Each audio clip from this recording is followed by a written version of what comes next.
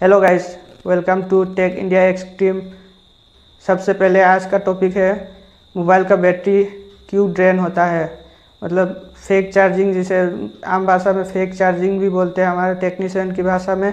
ऐसा लगता है कि सबसे पहले तो आपका बैटरी ख़राब हो गया है, इसलिए बैटरी ड्रेन हो रहा है, या फिर बैटरी बैकअप नहीं दे रहा है। तो आपका बैटरी मतलब ज़्यादा लॉन्ग टाइम तक बैटरी नहीं चल रहा है, जल्दी जल्दी चार्ज ख़त्म हो रहा है, बैटरी हीट कर रहा है या फिर मोबाइल हीट कर रहा है। तो सबसे पहले तो जान लीजिए कि यह बैटरी ड्रेन होता क्यों है और क्या कारण है इसका।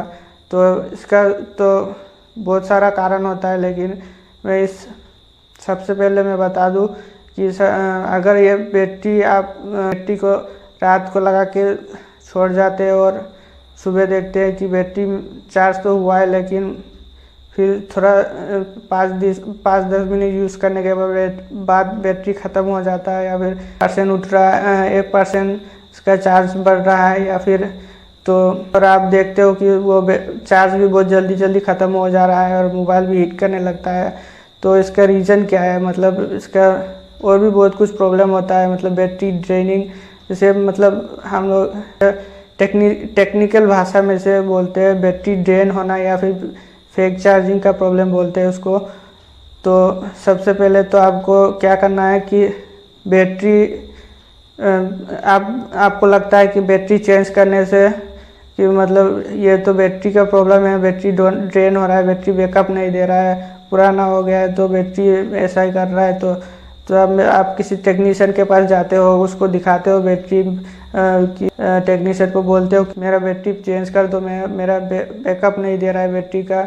लेकिन कोई फ़ायदा नहीं, वो टेक्नीशियन आपको मतलब बैटरी भी चेंज करके देगा, लेकिन साथ में कुछ और भी करके दे देगा, तो आपको कुछ पता भी नहीं चलेगा, या फिर आपको पता चलेगा भी तो आपको मतलब बहुत कंफ्यूज होते रह जाओगे। तो इस कंफ्यूजन से निकलने के लिए हमें क्या करना चाहिए, तो मैं उस वीडियो में सब कुछ मैं क्लियरली बताने वाला हूँ कि क्या करने से आपको बिल्कुल मतलब आपको क्या क्या स्टेप लेना चाहिए, क्या क्या हो सकता है।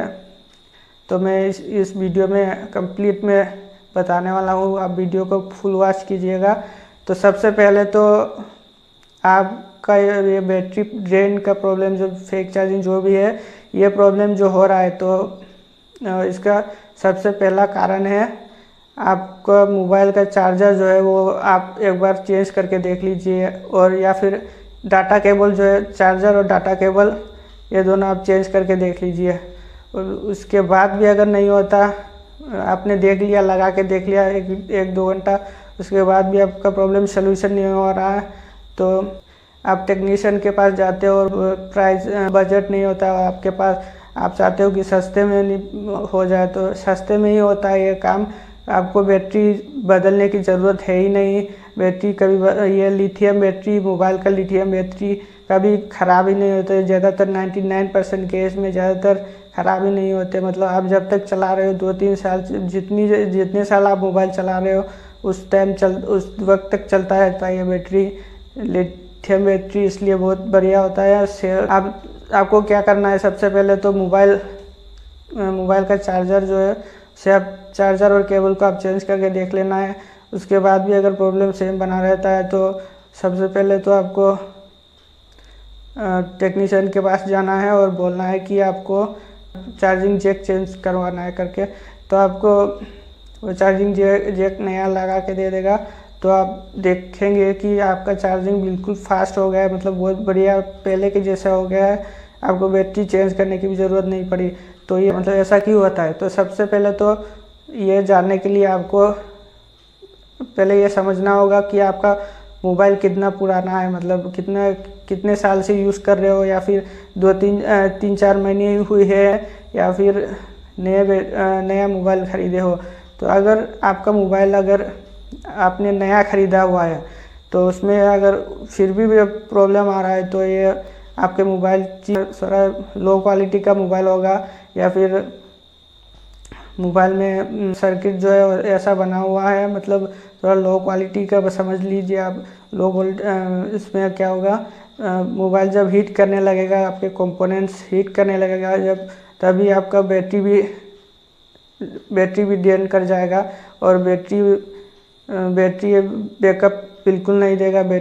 ऐसा लगेगा कि आपके हाथ में जो एक अंगार पकड़ा हुआ है, गर्म हो रखा है, ऐसा लगेगा। तो आपने बस इतना करना है कि आपको पहले जानना पड़ेगा कि आपका मोबाइल जो है, जो आपको प्रॉब्लम हुआ है, तो उसका आप जो मोबाइल यूज़ कर रहे हो वो कितना टाइम हुआ है, मतलब 3-4 महीने से यूज़ कर रहे हो या फिर 1-2 साल हो गया, 3-4 साल उससे भी ज़्यादा हो गया, तो मतलब वो पहले जानना पड़ेगा। तो सबसे पहले रीज़न बता दूँ कि ये होता क्यों है। इसका होने का रीज़न ये बहुत सारे हो सकते हैं, लेकिन मोस्ट इम्पोर्टेंट रीज़न है इसका चार्जिंग जैक पर वाटर डैमेज हो जाना, पानी चला जाना और उसमें कार्बन जम जाने से शॉर्ट हो जाता है वो चार्जिंग जैक के लाइन में वो शॉर्टिंग हो जाता है, शॉर्टिंग क्रिएट कर देता है वो। और या फिर कोई भी मोबाइल के अदर कोई भी होल से उसमें पानी चला जाता है अंदर, तो उसमें पानी जाने की वजह से उस जगह पे कार्बन बन जाता है। तो कार्बन बनने की वजह से वो जगह मतलब शॉर्ट हो जाता है। शॉर्ट हो जाने के सबसे पहला रीज़न तो ये चार्जिंग जैक ही होता है। चार्जिंग जैक को आप पहले टेक्नीशियन के पास जाओ और सबसे पहले तो आप चार्जिंग जैक को आप चेंज करवा लो। चार्जिंग जैक को चेंज करवाने के बाद टेक्नीशियन को बोलिए आप बस मुझे चार्जिंग जैक पहले चेंज करके दे दीजिए, नहीं तो वो आपको चार्जिंग जैक चेंज करके दे देगा और फिर आप देखोगे चार्ज होने लगेगा पहले की जैसा, बिल्कुल बैकअप ठीक ठाक पहले के जैसा बेटर होने लगेगा। तो आप बिल्कुल बैटरी बदलने की भी ज़रूरत नहीं है। तो फिर भी अगर ये प्रॉब्लम बना रहता है, आपने चार्जिंग जैक भी चेंज करवा लिया, फिर भी ये प्रॉब्लम बना रहता है, तो आप अपने सामने वाले टेक्नीशियन से बोलिए कि आप चेक करिए बोर्ड में जो है क्या प्रॉब्लम है, क्योंकि बैटरी तो हमेशा ख़राब नहीं होता है। ये बैटरी बोर्ड में चेक करिए, उसको बोलिए तो वो चेक करेगा। तो सबसे पहले तो मैं बता दूँ वो क्या चेक करने वाला है कि उसको पता नहीं है तो उसको बता दीजिएगा क्या क्या चेक करवाना है। सबसे पहले तो आप देखिए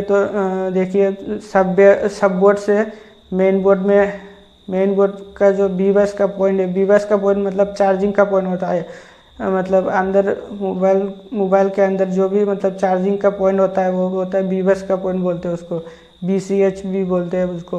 तो उस पॉइंट पे आप मल्टीमीटर लगा के देखना है, चेक करना है कि कितना वोल्टेज आ रहा है। डायरेक्ट चार्जिंग जैक से जितना वोल्टेज आ रहा है उतना सही से स्टेबल है कि नहीं देखना है। 5 वोल्ट आ रहा है वो ठीक है, 5.1 वोल्टेज आ रहा है उतना, लेकिन वो स्टेबल है या नहीं वो देखना है। अगर स्टेबल नहीं है तो 100% आपकी लाइन में उस सब बोर्ड से मेन बोर्ड की लाइन में आपका लाइन लूज हो गया, लाइन ब्रेक हो गया, तो आपको बस उस जगह से बस चार्जिंग जैक की जगह से बस उस जगह तक एक वायरिंग करना पड़ेगा, एक जम्पर लगाना पड़ेगा, तभी आपका प्रॉब्लम सॉल्व हो जाएगा। लेकिन फिर भी अगर प्रॉब्लम बनी रहती है, उसमें वोल्टेज भी सही आ रहा है, मतलब फ्लक्चुएट नहीं कर रहा है, वोल्टेज सही आ रहा है, तो उसके बाद नेक्स्ट स्टेप है आपको देखना है OBP IC के आसपास देखना है वोल्टेज कितना मिल रहा है और उसकी इनपुट कितना मिल रहा है, उसके आउटपुट कितना मिल रहा है। तो अगर इनपुट सही है 5.1 स्टेबल आ रहा है और आउटपुट में अगर गड़बड़ है तो OBP IC खराब हो सकता है। ओवर वोल्टेज OBP IC का मतलब ओवर वोल्टेज प्रोटेक्शन होता है। तो मतलब हमारे घर के जो होम करंट होता है, मतलब इलेक्ट्रिसिटी आते हैं, उसमें आते कुछ ओवर वोल्टेज, कभी ओवर वोल्टेज भी आ जाता है तो स्टेबल नहीं रहता, तो उसमें उसकी वजह से भी OBP IC को प्रोटेक्शन के लिए लगाया गया है। तो उस OBP IC में अगर कोई ख़राबी होगा तो भी तब भी ये प्रॉब्लम आएगा। तो कोई नहीं, तो OBP IC को आप क्या करना है, एक ब्रिज की तरह है OBP IC को, आप समझ सकते हो एक ब्रिज की तरह है। मतलब इस पार से मतलब आप एक सामान को उस पार ले जा रहे हो, मतलब एक ब्रिज की तरह रोड है, मतलब एक बस एक जरिया है जाने का। तो उसमें आप बस एक जंपर लगा सकते हो, या जंपर मतलब एक OBP IC से लेके चार्जिंग IC तक का एक कनेक्शन आप जंपर लगा सकते हो, फिर आपका प्रॉब्लम सोल्यूशन हो जाएगा। फ्लक्चुएट कर रहा है कि नहीं फिर से देख लो आप। फिर से अगर करने के बाद भी अगर फ्लक्चुएट कर रहा है तो फिर तो आपका चार्जिंग आईसी या फिर आपके मेन बोर्ड में अदर कंपोनेंट्स या आईसी इसमें शॉर्ट होने की वजह से हो सकता है। ज़्यादातर इसमें चार्जिंग आईसी तो ज़्यादातर ख़राब नहीं होता, बहुत कम केस में ख़राब होता है कि उसके आसपास के कंपोनेंट्स जो है वो ख़राब होते हैं अक्सर। तो आसपास की कंपोनेंट्स या आईसी पावर आईसी और सीपीयू वगैरह अलग अलग आईसी शॉर्ट होने की वजह से ये फेक चार्जिंग का इशू आता है, और ये हाफ शॉर्टिंग की वजह से भी होता है। तो इसमें आप देख सकते हो सबसे पहले तो आप और फिर सबसे मेन ज़रूरी बात आपके बैटरी कनेक्टर में कितना वोल्टेज आ रहा है। तो बैटरी कनेक्टर में वोल्टेज जो है फ्लक्चुएट नहीं होना चाहिए। 4.8 से 4.1 4.2 4.5 ऐसे लेके एक स्टेबल वोल्टेज रहना चाहिए, फ्लक्चुएट नहीं होना चाहिए। अगर फ्लक्चुएट होगा तो ये प्रॉब्लम फेक चार्जिंग का रहेगा। लेकिन किसी मोबाइल में ऐसा होता है कि कोई मोबाइल में ऐसा होता है कि फ्लक्चुएट होता है, लेकिन थोड़ा बहुत फ्लक्चुएट होता है लेकिन वो काम चलता रहता है, उसका मतलब नॉर्मली चार्ज होता रहता है। वो उसका सिस्टम, मोबाइल का हार्डवेयर सिस्टम ही ऐसा होता है कि वो मतलब उसके अंदर कंपोनेंट्स ऐसे लगे होते हैं कि वो थोड़ा फ्लक्चुएट करता है। बैटरी लगाने के बाद वो फिर स्टेबल हो जाता है। तो ऐसा है कि आपको करना क्या है कि उस बैटरी कनेक्टर के प्लस पॉइंट पे आपको चेक करवाना है कितना वोल्टेज आ रहा है, वो वोल्टेज स्टेबल है भी या नहीं। 4.2 4.5 ऐसा वोल्टेज आना चाहिए, वो ज़्यादा भी नहीं कम भी नहीं। उससे कम आया तो आपका प्रॉब्लम है, ज़्यादा आया तो भी प्रॉब्लम है। तो आपके कम भी नहीं होना चाहिए, ज़्यादा भी नहीं होना चाहिए। देखने के बाद अगर फ्लक्चुएट कर रहा है तो फिर तो जो चार्जिंग आईसी है, चार्जिंग आईसी के आसपास के कंपोनेंट्स या फिर आईसी कंपोनेंट्स या आईसी शॉर्ट हो सकता है। तो उसमें चेक करने के बाद टेक्नीशियन अगर जानकारी रखता होगा इस बारे में, तो इस विषय में चिप लेवल पे अगर वो काम करता होगा तो वो ज़रूर आपको उसमें चेक करके बताएगा और उसमें आपको ठीक करके देगा। और अगर ज़रूरत पड़ी तो आपको चार्जिंग आईसी भी चेंज करना पड़ सकता है। और इसमें आपको ये सिर्फ एक बैटरी का इशू नहीं है, मतलब बैटरी आप बस बैकअप नहीं दे रहा है या ड्रेन कर रहा है तो ऐसा मत समझो कि ये बैटरी का इशू हो गया तो ये बैटरी चेंज करना पड़ेगा, ये बैकअप नहीं दे रहा है, ये पहले जैसा नहीं रहा, ये पुराना हो गया, ऐसा कुछ नहीं होता। बस आपको चार्जिंग जैक और उसके मेन बोर्ड कनेक्शन में जितना लूज और ये सब मतलब ब्रेक होने से भी होता है। ज़्यादातर 99% केस में भी ऐसा होता है। उसके बाद भी अगर कुछ ठीक नहीं होता तो सबसे पहले बैटरी को चेंज करवा लीजिए।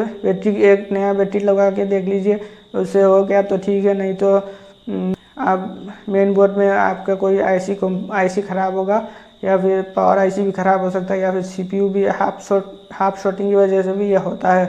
तो था हमारा।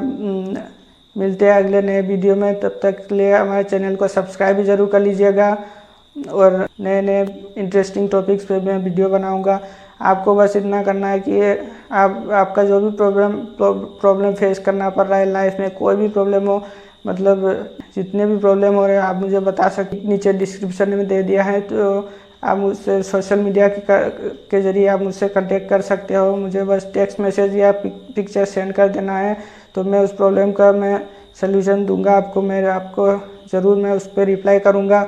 और उस टॉपिक पे अगर वो आप चाहो तो मैं एक वीडियो भी बनाऊंगा उस टॉपिक से रिलेटेड। अगर आप वीडियो बनाने के बोलो तो मैं उसमें भी वीडियो बना दूंगा। तो मिलते हैं अगले वीडियो में, तब तक के लिए गुड बाय।